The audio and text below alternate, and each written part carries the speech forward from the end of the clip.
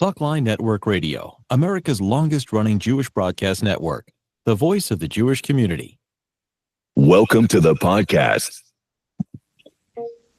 You are now tuned in to this episode of our podcast. Today, we are going to interview some of the greatest and most influential minds in our field. And now, please welcome your host. You're listening to Talkline with Zev Brenner, America's premier Jewish broadcast on the air since 1981.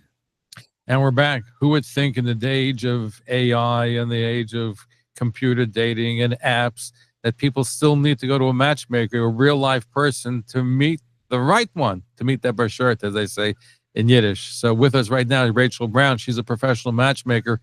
She's been in business for the last 2 years. She was previously in the jewelry business. Now she's helping making the match. So Rachel, welcome to the program. Thank you for joining us. Oh, thank you so much for having me. So how'd you end up going from jewelry, you were 18 years in that business, to where now you're looking to find hidden gems? What's the connection? Getting shidduchs. I mean, we have a shidduch crisis right now, so we need to make shidduchs. But I was in the jewelry business for 18 years. I sold my business, was looking to do something else. And this matchmaking business really just came from left field, honestly. People started calling me, asking me to set them up. I've been a longstanding New Yorker for a very long time, since 17 years old. And I started setting people up. And then I got a call one day and somebody said, "Is this Rachel the matchmaker?" And so I said automatically, "I guess it is."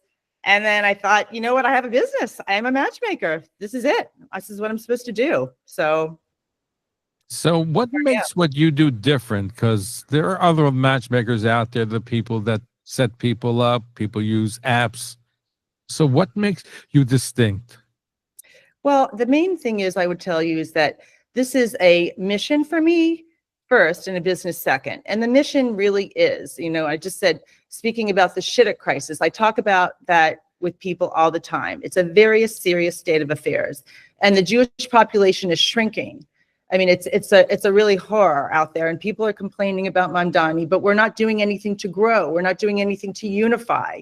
So this is a way to fight anti-Semitism and to fight assimilation and to grow the Jewish people, bring them together. And we need to form a stronger, larger group. The population is so small. So let my people marry. I know that could be a good slogan. Let my people marry.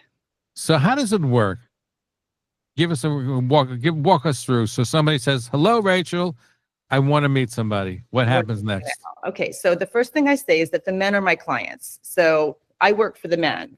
And the women are there's no cost to the women. All the women are welcome to sign up on my website, fill out an application. It doesn't mean that they'll be accepted, but they're welcome to fill out an application. If I feel they're eligible, I'll call them in for an extensive interview. And the man, if he decides to be and he'll fill out an application too. If he decides to retain me, I will take him on as my client for a year. And within that 1 year, I will search for his Bashert.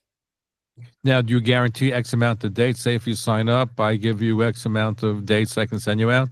No, absolutely not. And I don't promise that this isn't a numbers game. This is quantity over quality. This is an elite service that's highly curated and select. And I spend a lot of time carefully interviewing people and looking for the right match. So someone may not hear from me someone could sign up with me today and they might hear from me from a month from now. And they're going to have to be okay with that, because they're going to have to know that I'm serious about finding them their soulmate and I'm searching. Or they could get a call from me. I might have somebody on my roster already and I'll send them out. Or I could send them out on 2 dates in 1 week. But they have to have confidence in me and understand that we're on a mission together for a year. So hopefully I want to send people out on as little dates as possible. Nobody likes dating. So what criteria do you use to say, okay, I'm going to match this one with that one? Well, is it done computer-based? Is it instinct-based? How do you do it? Really not computer-based. I mean, everybody does fill out an extensive application, but I do have to say that I have been gifted with a great intuition. Baruch Hashem, I'm very grateful for that. And I do have a keen sense in putting people together. And I've had a lot of success. And I feel that it's really that I'm just a channel. It's really not even me, but it's really intuition. And I do spend a lot of time speaking to people, and I follow up on all the dates. I give a lot of advice. Okay. Who needs more of the advice, the men or the women? Probably the men. The men. Sorry. They do, but they're quick studies. So, and they're eager to learn. So, and they want to do good. They want to do it right. So the women are free. What do you charge the men? The cost is $15,000 for the year. With no guarantee of dates, but you're giving them quality dates. No, they're very high quality and select. Yes. So you've been around for 2 years in the matchmaking business. How is it going? How many shidduchim have you made? Well, it's going great, I have to say, and I'm very, very happy about it. It really brings me a lot of joy. And there are a large number of people that have actually gotten married, and there are people that are in long-term committed relationships right now. So I say, thank you, God. I don't really do any advertising at all. I only have 2 social media accounts, and I do get constant inquiries and emails. So I know this is definitely, I'm meant to do this. So now you have quality individuals, both men and women. How do you prune them? How do you get them? If you don't advertise, how do you know the quality? How do you get them? How many people do you have in your roster? At this point, I have under 75 guys, and I probably have over 500 women. 500 women. Wow. Yeah, sure. Are there more women to men? More women than men. Well, there's, the women are free. The women don't pay. So again, I said the men are my clients. So and everybody has a different type. And, people are picky about height and weight and like so many variables, so many details. So I need to have a large roster of women. Are people too picky when they're looking to go out?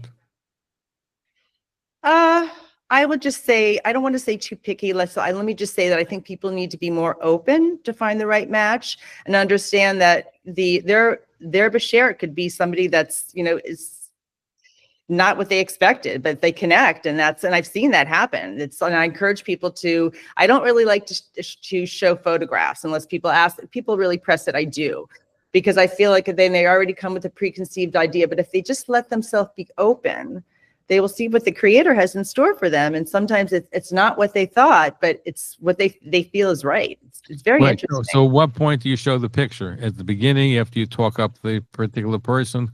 Well, it depends on the man, but I encourage him not to look at a photograph and to have trust in me.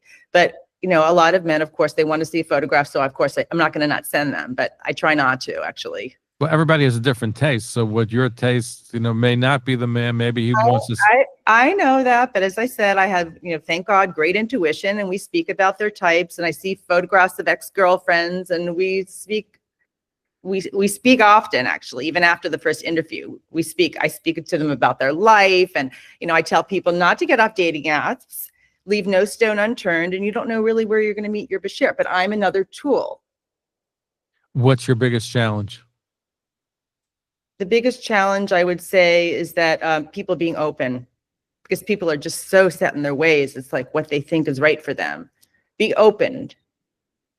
I would say probably the older they are, the more set in the ways they are too. No, not necessarily. No, I would say it's like the younger generation probably like more inflexible, I think.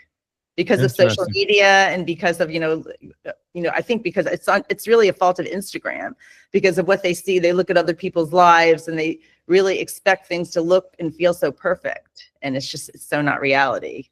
The older generations didn't grow up with social media, so they don't have that.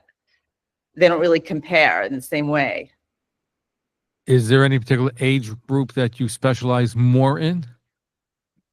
Well, the age group runs between 30 and maybe 70 or so, but I would say the concentration is on the younger set, and that's where I want the concentration to be, because those are the ones that are creating our future.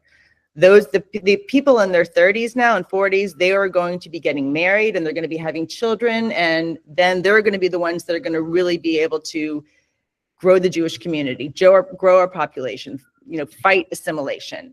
So it's like I'm counting on those people. But the older ones, the ones that maybe will not get married, but that want to be in long-term committed relationships, those relationships are still very important to our Jewish population and its growth. So I don't discount that. That's very important. But I would say it's more the younger set. It's like we have to really like push them along. They need the help.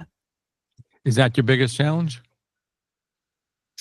Is what my biggest challenge is. What is your biggest challenge? What is my biggest Changing challenge? the mindsets of people, preconceived notions when it comes to dating. The biggest challenge, people need to be educated and to understand that one comes to a relationship to share, not to take. And everybody's looking to be set up with a stimulus package. Sorry to sound so blunt, but that's what it is. It's like, what's my stimulus package? I'm going to come to this relationship with a toothbrush and that's it.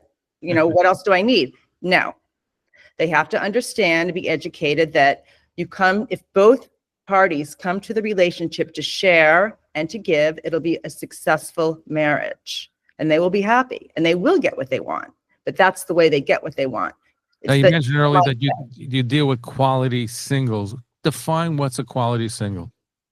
A quality single is someone who has good values, has a good heart, has a soul, understands that, you know, there's a bigger picture than them in this world. By joining with another individual, you need to be thinking about what can you do to add value to society.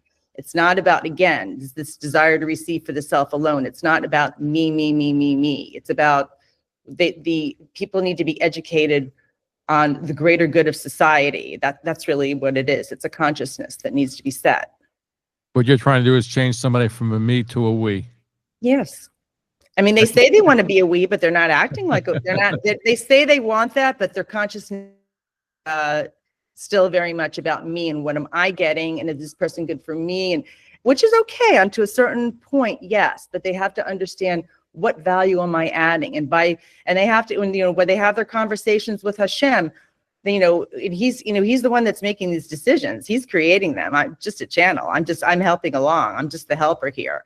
They have to have their serious talk with him and let him know, why are they worthy of this shidduch? What are they going to do to help change the world? What are they going to do to help grow our Jewish people? Rachel Brown, matchmaker. If people want to learn more about your services, they want to get involved, they want to meet a good person, especially for the new year, how can they do so? Where can they find you? They can find me on my website, which is jewishmatchmakingny.com. Let's do that one more time. jewishmatchmakingny.com. All my contact information is on the website, and please feel free to call. I'm very approachable, and I'm happy to speak with anyone about anything, anytime. Rachel Brown, matchmaker, thank you for joining us. Look forward to having you back. Keep on making those matches. I am. Thank you. Thank you for tuning in to Talkline with Zev Brenner, America's premier Jewish broadcast, the pulse beat of the Jewish community. For continuous Jewish programs, TalklineNetwork.com, or our 24-hour-a-day listen line at 641-741-0389. For past shows, you can find us on iTunes, Spotify, Amazon, YouTube, Instagram, and all major podcast platforms, or jewishpodcast.org.